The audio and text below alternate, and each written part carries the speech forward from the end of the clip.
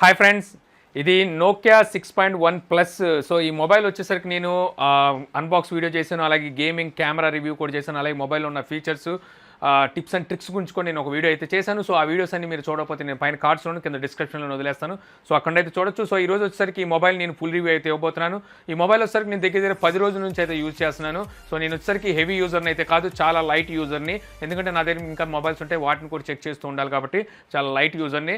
ఈ 10 రోజుల్లో నేను ఈ మొబైల్లో నాకున్న ఎక్స్పీరియన్స్ ఏంటనేది నేను మీకు షేర్ అయితే చేసుకోబోతున్నాను. సో ఇందులో వచ్చేసరికి నేను ప్రోస్ అండ్ కాన్స్ అయితే చెప్తాను, అంటే ఈ మొబైల్లో ఉన్న ప్లస్లు మైనస్లు గురించి చెప్తాను. ఆ తర్వాత వచ్చేసరికి ఈ మొబైల్ని రెడ్మీ నోట్ 5 ప్రోతో కంపేర్ చేసుకొని చూసుకున్నట్టయితే ఎందులో బెటరో, ఇది కొనుక్కోవచ్చా లేదా అనేది కూడా మనం ఫైనల్గా అయితే మనం మాట్లాడుకుందాం.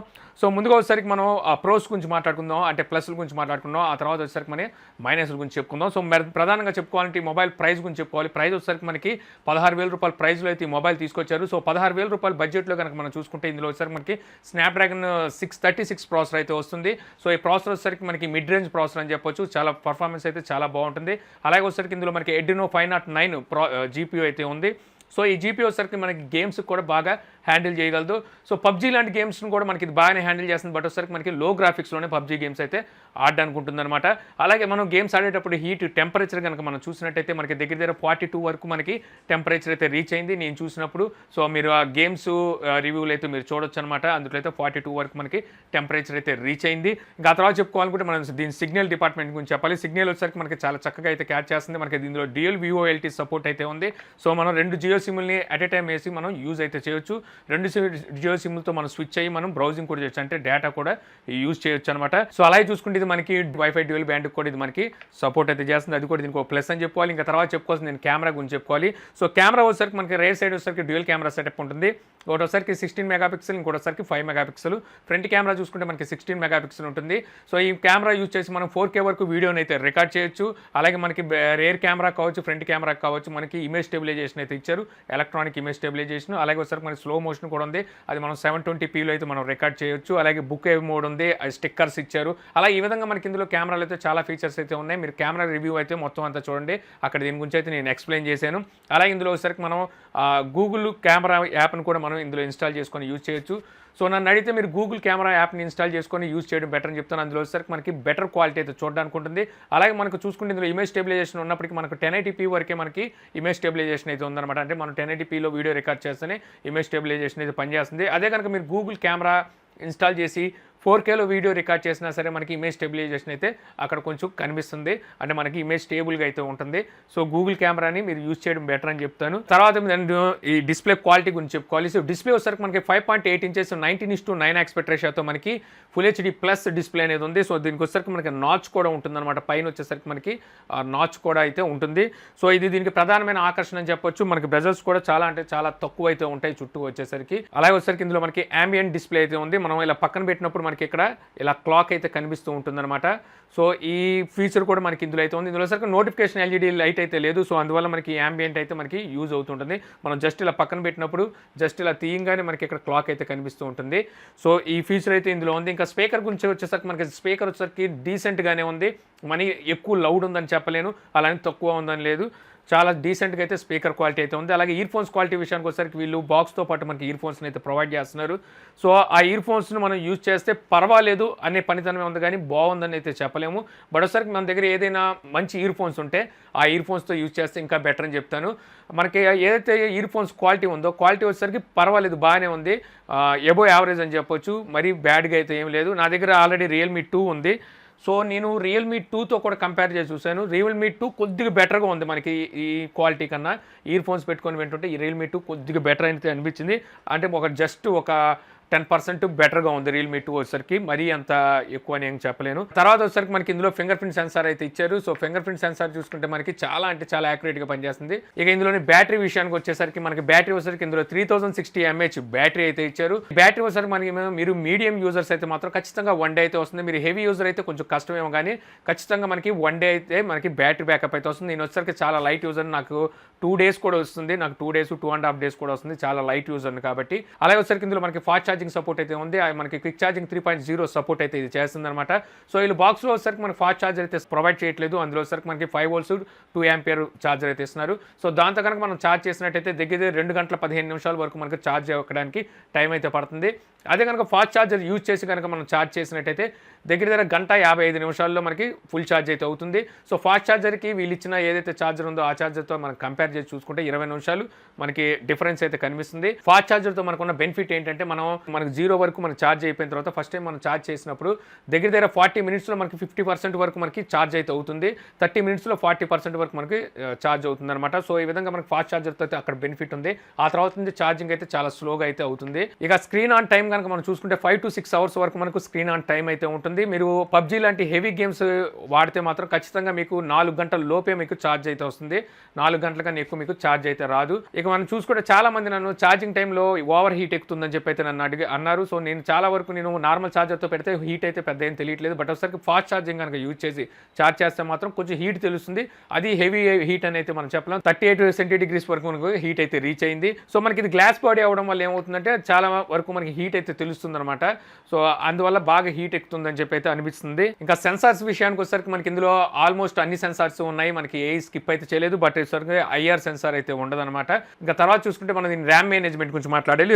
ర్యామ్ వచ్చేసరికి ఇందులో మనకి 4 GB ఉంటుంది, ఇంటర్నల్ స్టోరేజ్ వచ్చేసరికి మనకి 64 GB వరకు మనకి ఇంటర్నల్ స్టోరేజ్ అయితే ఇస్తారు. అలాగే చూసుకుంటే ఇందులో మనకి హైబ్రిడ్ సిమ్ స్లాట్ అయితే ఉంటుంది, అంటే మీరు ఒక మెమరీ కార్డ్ని అలాగే ఒక సిమ్ కార్డ్ని యూజ్ చేయొచ్చు, లేదంటే 2 సిమ్ కార్డ్ని అట్ ఎ టైం యూజ్ చేయొచ్చు. సో నాకు తెలిసి మెమరీ 64 GB అంటే పర్వాలేదు, బాగానే ఉంటుంది, అక్కడ వరకు అయితే ఓకే. ర్యామ్ మేనేజ్మెంట్ విషయానికి వచ్చేసరికి మనకి ర్యామ్ వచ్చేసరికి బాగానే పర్ఫామ్ చేస్తుంది. ఏదైతే ఆన్లైన్ గేమ్స్ ఉంటాయి మనకి పబ్జీ లాంటి ఆన్లైన్ సర్వీస్ గేమ్స్, సో వాటి విషయంలో వచ్చేసరికి మనం 10 minutes or 15 minutes పక్కన పెట్టినట్టయితే ఖచ్చితంగా మనకి రీఫ్రెష్ అయితే అవుతుంది. సో రామ్ వచ్చేసరికి ఇందులో వచ్చేసరికి మనకి స్టాక్ రామ్ అయితే ఉంటుంది, మనకి ఏదైతే కస్టమ్ యూఐ అయితే ఉండదు, ఇందులో డైరెక్ట్గా వచ్చేసరికి Android 1తో ఇదైతే రన్ అవుతుంది. సో ఈ విషయంలో వచ్చేసరికి ఎవరైతే క్లీన్ ఆండ్రాయిడ్ సర్వీస్ కావాలి అనుకుంటారో సో క్లీన్ స్టాక్ రామ్ అయితే మనకి ఇందులో అయితే లభిస్తుంది, మనకి ఎటువంటి బ్లోట్వేర్ అయితే మనకి ఇందులో ఉండదు. అలాగే మనకి టైం టు టైం అప్డేట్స్ అయితే మనకి నోకియా అయితే అందిస్తుంది. ఈ విషయంలో అయితే మనం మాట్లాడడానికి అయితే ఏమీ లేదు, ఎందుకంటే మనకి అప్డేట్స్ విషయంలో నోకియా చాలా అంటే చాలా ముందు ఉంటుంది. తర్వాత చెప్పుకోవాల్సింది ఇంకా బ్రాండ్ గురించి. సో బ్రాండ్ వచ్చేసరికి మనకి నోకియా బ్రాండ్ లభిస్తుంది 16,000 రూపాయల్లో మనకి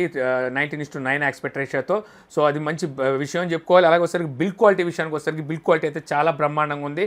ఇక లుక్ అయితే మనకి ప్రీమియం లుక్ ఉంది, చాలా అంటే చాలా ప్రీమియం లుక్ ఉంది. 16,000 రూపాయల బడ్జెట్లో మనకి ఈ లుక్ ఉన్న మొబైల్ అయితే నాకు తెలిసి ఇప్పుడు వరకు ఏమీ అయితే కనబడలేదు.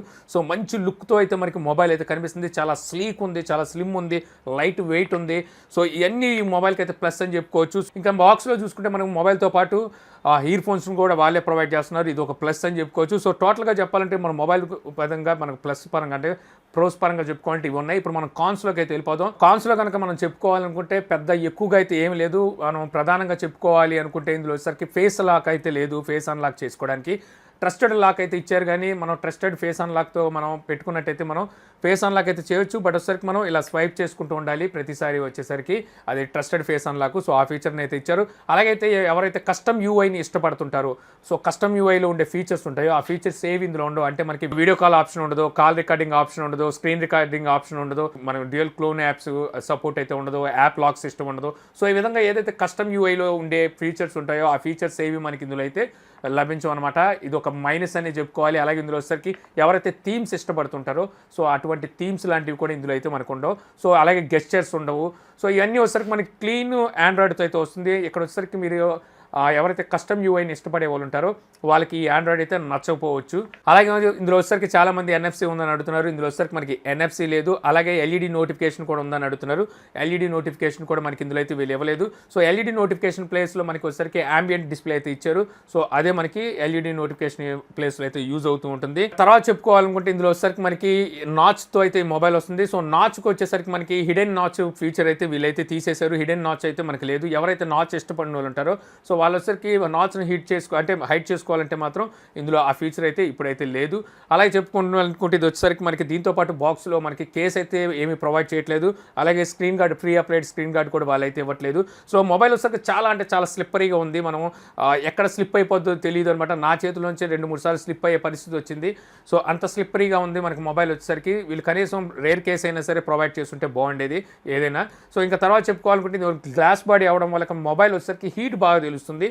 సో దీనివల్ల చాలామంది ఏమనుకుంటున్నారంటే మొబైల్ హీట్ ఎక్కుతుంది అంటున్నారు.